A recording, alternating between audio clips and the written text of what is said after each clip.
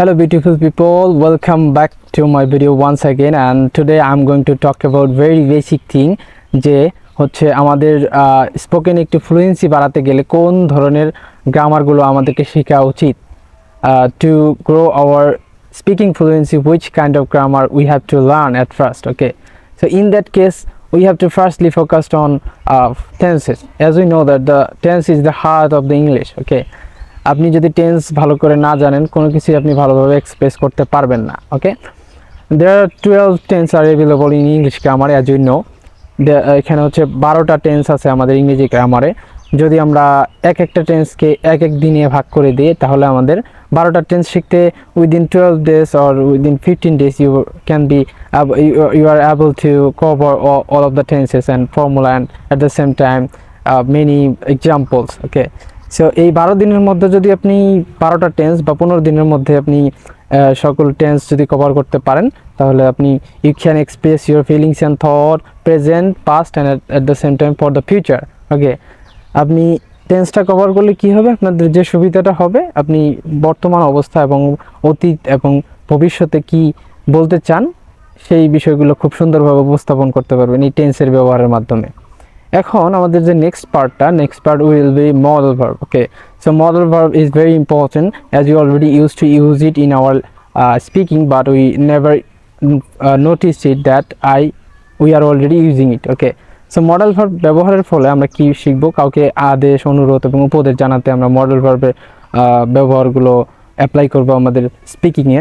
এবং modal verb শেখার মাধ্যমে এটাতেও আপনারা ধরেন যে 15 দিনের মতো সময় আপনার লেগে গেল প্রত্যেকটা পার্ট বাই প্রত্যেকটা modal, can, could, may, might, shall, should, will, would, এই মডেল ভার্বগুলোর ব্যবহার আপনার প্রত্যেকটা আলাদাভাবে শিখতে 15 দিন লেগে গেল। তো ওখানে টেন্সের 15 দিন আর হচ্ছে মডেলের 15 দিন, এই মোট within 1 month you can complete these 2 terms. And then যে বিষয়টা আসতেছে preposition. Okay, preposition makes the sentence smooth and spontaneous. Okay, preposition অবশ্যই আমাদেরকে বাক্যে ব্যবহার করতে হবে বাক্যটাকে more attractive and more suitable করতে গেলে।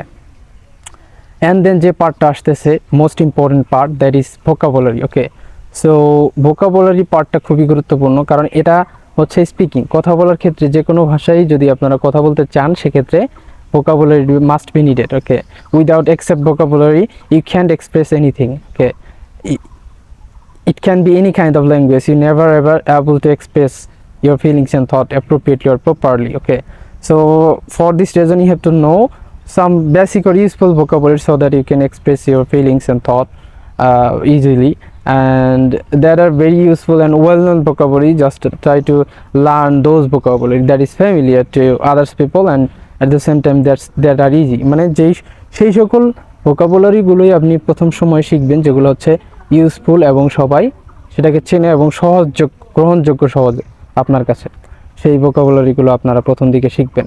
অ্যান্ড দেন যে পার্টটা I am going to talking about that part, that is conditional sentence, as we already used to using it in our conversation throughout the day.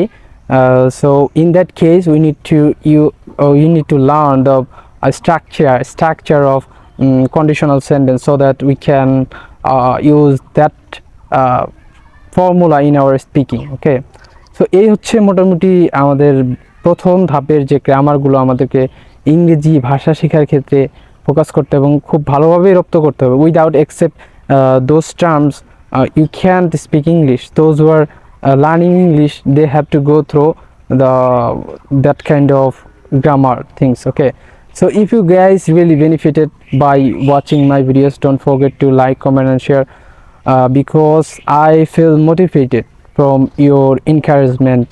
Okay, so till then, Allah Hafiz, tata, bye bye, see you soon in the next video.